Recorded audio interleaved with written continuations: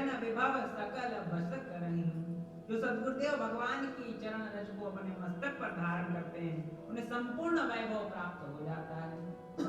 ये भगवान, ये सद्गुरुदेव भगवान की चरण रज की महिमा। तुलसी महाराज कहते हैं, हे शौनकी महाराज, आप बड़े निष्ठावान श्रोता हैं। ऐसे श्रोता प्राप्त हो जाएं तो कथा में रस की वृद्धि होगी। आप चाहते हैं वैष्णवों के पास में माया मोह ना रहे, तो आपको भागवत शास्त्र की कथा सुननी। आपको भागवत शास्त्र में बड़ी प्रीति है, यह देखकर हम बड़े प्रसन्न हैं। सूत जी की अवस्था छोटी है किंतु उनका ज्ञान बड़ा है। सभी ऋषियों ने उन्हें बैठाया है कथा श्रवण के लिए। बोले संपूर्ण सिद्धांतों का सार मैं बताता हूं, जिसके श्रवण से संसार भय की निवृत्ति हो जाती है।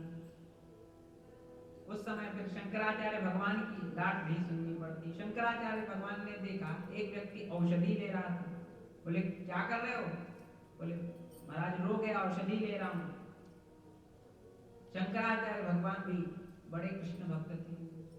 उन्होंने कहा अरे मूर्ख, इदं शरीरं सतसंधि जर्जरं पतत्यवश्यं परिणामपेशरं किमौषधिर्क्लिश्यति मूढदुर्मते निरामयं कृष्ण रसायनं पिब।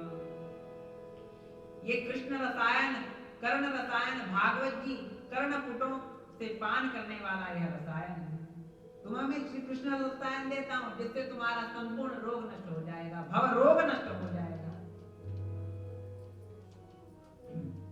क्यों? यह शरीर तो अनेक जोड़ों से बना हुआ है।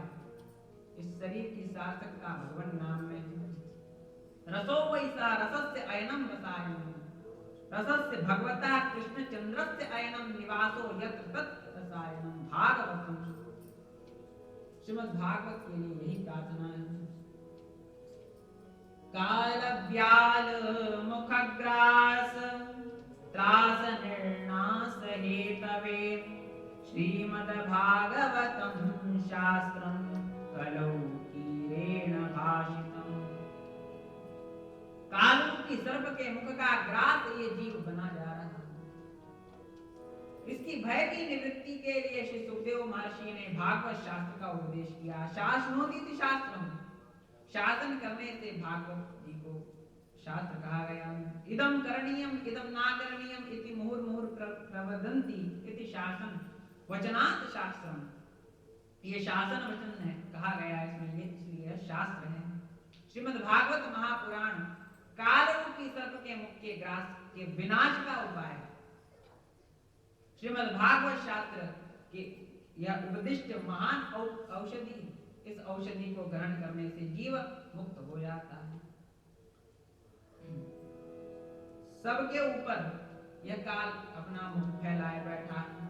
बोले झूठे सुख को सुख कहे मानत है मन मोद, और जगत चबैना काल को कछु मुख में कछु बोध।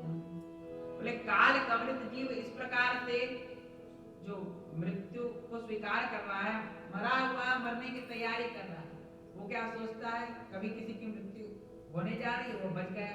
तो काल कवलित हो रहा था लेकिन कुछ गिर गया, जैसे कुछ हम पा रहे हैं, कुछ गिर गया तो काल ने उसे नहीं ग्रसा। तो वो ये ना मान ले कि काल उसे नहीं ग्रसेगा, वो पुनः उसे ग्रसेगा, वह छोड़ेगा नहीं। काल कराल भयंकर भागी, काल कराल